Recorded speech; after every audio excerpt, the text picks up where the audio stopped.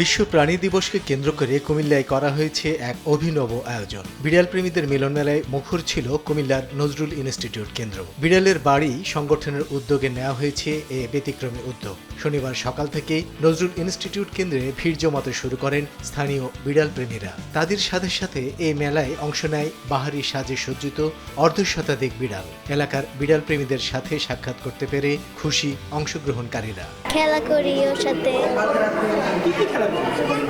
বল দিয়ে, তারপর ঝুনঝুনি দিয়ে, এগুলো দিয়ে খেলা করি। ওর নাম হচ্ছে জ্যাক আর ওর বয়স হচ্ছে 5 মাস।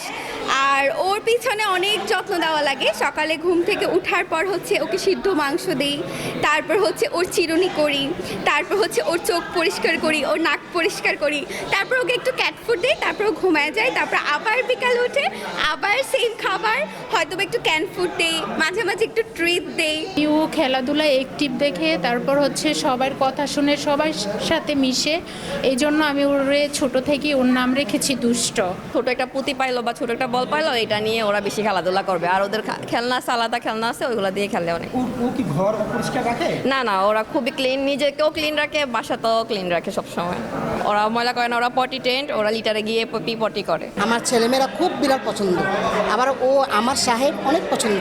আমি যখন ঢাকা 2 দিনের জন্য যাই, ও গোসল করায়, খাওয়ায়, তারপর ওদের যত্ন নেয়। ছোটবেলা থেকে আমার বাবা থেকে শখটা যাচ্ছে। আমার বাবা কবুতর পালতো, তো সেই হিসাবে কবুতর থেকে আস্তে আস্তে পাখি, বিভিন্ন রকম পাখি, এরপরে আপনার বিড়াল, কুকুর, এগুলো সবগুলোর প্রতি আমার একটা শখ জাগছে। আর আমি এগুলো মোটামুটি সবগুলোই পালি। পোষ্য প্রাণীর পরিচর্যায় নানা দিক দিয়ে আলোচনা করেন বিশেষজ্ঞরা। এই পথ বিড়াল, পথ কুকুরদেরও কিন্তু যত্ন করতে হবে। বিশেষ করে তাদেরকে স্টেরাইল করারও একটা প্রসেস আমাদের রয়েছে। তা তারা যদি আমাদের সাথে যোগাযোগ করে, বিভিন্ন ফাউন্ডেশন আছে, তারা যদি আমাদের সাথে যোগাযোগ করে, তাহলে কিন্তু আমরা এখানে তাদেরকে স্টেরাইল করারও ব্যবস্থা করে, যাতে তারা তাদের হিংস্রতা কমে, তাদের পপুলেশন তুলনামূলক যাতে একটু কম থাকে।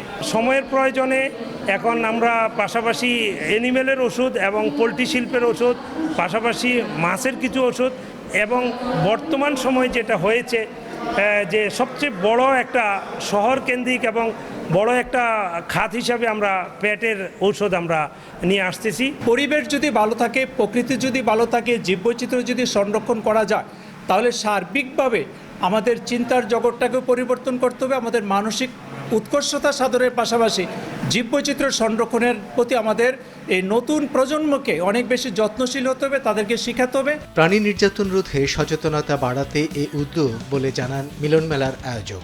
প্রাণী নির্যাতন বন্ধ হোক, এই জন্যই আমার এই আয়োজন। আপনার ভবিষ্যৎ পরিকল্পনা কি? ভবিষ্যৎ পরিকল্পনা হলো বিড়ালদের জন্য, বিড়াল কুকুর প্রাণীদের জন্য একটা ভালো চিকিৎসালয় তৈরি করা। পোষ্য প্রাণীর চিকিৎসার জন্য স্থায়ীভাবে হাসপাতাল স্থাপনের দাবি সংশ্লিষ্টদের। সময় সংবাদ, কুমিল্লা।